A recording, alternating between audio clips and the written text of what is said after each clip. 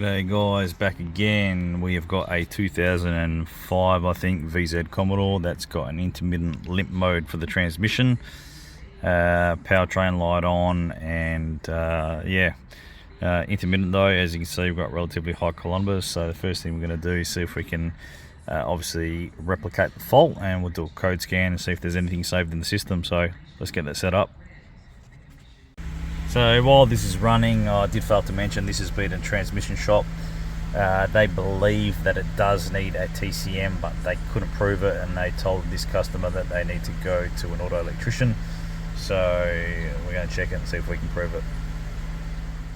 So it's not failing at the moment. I'm doing the code scan as we speak. But in the meantime, I just found the CAN wires that go to the PCM, and I'm just going to connect up there and have a look at what it looks like when it's not failing, and then see if there's anything we can see when it is failing, if there's a drop out of the network or the network's getting shorted or something like that. Let's just have a squeeze, connect her up and have a look. Okay, so we've got Pico open. We're just going to set it up this way, it's just easier. CAN bus physical layer. So it's not failing now. Let me just set up just bring the trigger in relatively low just so we can see that a bit better. As you can see, it looks pretty good at the moment. There's a few wavy lines, but let's just bring up a math channel. A take B. Let's bring that down. This is the most important thing. This is what the actual transceivers see in the modules. So that's what we're looking at, and as you can see, look at that, looks like a great waveform, the math channel waveform. So let's see if we can get this to fail, and then let's see if anything changes in this system. There we are, got it to fail. As you can see, I'm in reverse now, and it doesn't know what it's doing. It's actually changing from reverse to park. I'll put it in drive, and there you go, switching around, doing the old switcheroony. So when I drive this, it's basically in limp mode now. It doesn't know what it's doing in which gear, and that's the fault. And obviously code scan, here you go, now we've got faulting. It is invalid signal from TCM. So now that we know what's failing, we've got it failing at the moment. I don't think this is going to get any better. We're just going to go over and we're going to I left the scope leads connected up to the connector on the TCM, so I'm just going to bring the Pico, plug the Pico back into it, and let's have a look and see the CAN waveform, see if it's any different or not, and let's go from there. The thing I noticed is that this is pretty damn hot to touch. Or whether that's normal or not, I doubt it, but as you can see on the screen, that trigger's not fantastic.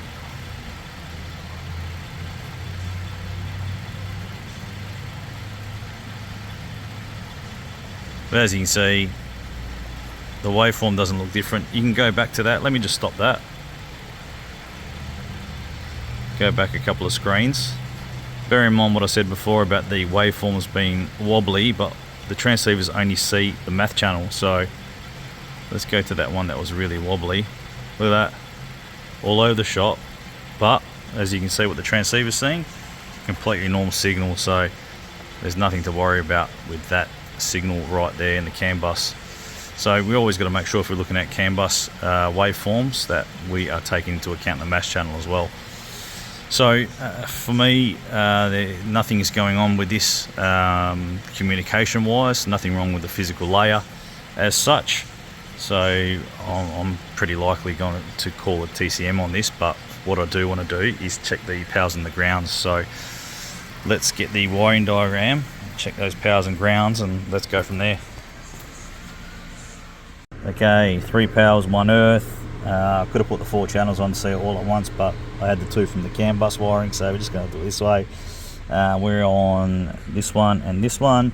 As you can see, connect detect, we've got a good earth and a good power. So I'm just going to go find 32 and 31. It's a bit of a shambles trying to find the right wires in there, so let me do that, connect it up, and then let's see. We are on those 2 now, and as you can see, both good powers. So the fact that we have got good powers, a good ground, And we have a, okay, don't laugh at my earth point. I know I should be using a different earth, but that's what I've got for the moment, so whatever. So the fact that we got good powers and good grounds, the CAN signals are good. We still got communication, otherwise this car wouldn't start. And we're only getting the invalid data from TCM code. Sounds like to me that this TCM is internally failing and it's not able to send the correct package that it needs to the PCM.